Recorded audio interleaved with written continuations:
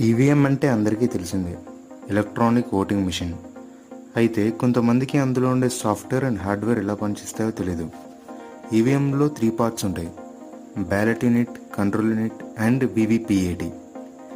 ముందుగా ఇందులో సాఫ్ట్వేర్ ఎలా పనిచేస్తుందో చూస్తే, ఓటర్ ఏ పార్టీకి ఓటు వేయాలనుకుంటున్నాడో ఆ పార్టీ బటన్ నొక్కగానే ఆ డేటా అనేది వీవీపీఏటీలో మీరు ఏ పార్టీకి ఓటు వేశారో ఆ పార్టీ పేరు గుర్తు 7 సెకండ్స్ పాటు డిస్ప్లే అయ్యి ఆఫ్ అయిపోతుంది.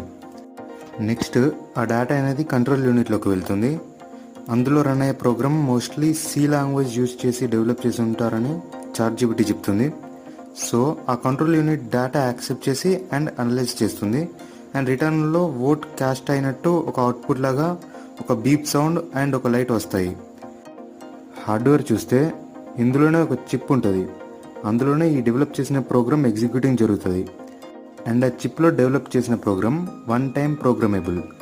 అంటే ఆ ప్రోగ్రామ్ని ఒకసారి రాయగలుగుతారు, మళ్ళీ దాన్ని అప్డేట్ చేయలేం ఆర్ రాసిన కోడ్ని డిలీట్ చేయడం చేయరాదు. అయితే ఈ ఈవీఎంస్ని హ్యాక్ చేయొచ్చా అని కొందరు డౌట్ పడుతున్నారు. ఒక్క మాటలో చెప్పాలంటే ఈవీఎంస్ని ఎవ్వరూ కూడా డిజిటల్గా హ్యాక్ చేయలేరు.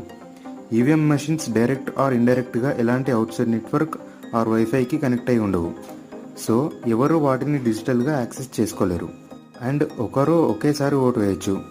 ఒకసారి బటన్ నొక్కగానే ఓట్ కౌంట్ అయ్యి control unit and ballot unit code execution ఆగిపోతుంది. సో నెక్స్ట్ కొత్త ఓటర్ ఐడితో మాత్రమే మళ్ళీ ఓటు వేయచ్చు. సో మరి డిజిటల్గా హ్యాక్ చేయకపోతే ఫిజికల్గా ఏమైనా చేయొచ్చా అని మీలో కొందరు అనుకోవచ్చు.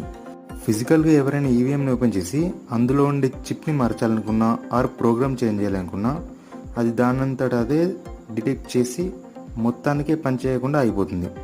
సో ఈవీఎంని ఫిజికల్గా కూడా ఎవరు ఏం చేయలేరు. సో ఈవీఎం అనేది ఫుల్లీ 100% సెక్యూర్గా ఉంటుంది అండ్ ఫెయిత్ఫుల్ రిజల్ట్ని ఇస్తుంది.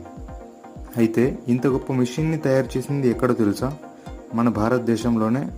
Bharat electronic limited and electronics corporation of India limited అనే 2 కంపెనీస్ ఈ ఈవీఎంలోని సాఫ్ట్వేర్ అండ్ హార్డ్వేర్ని డెవలప్ చేశాయి.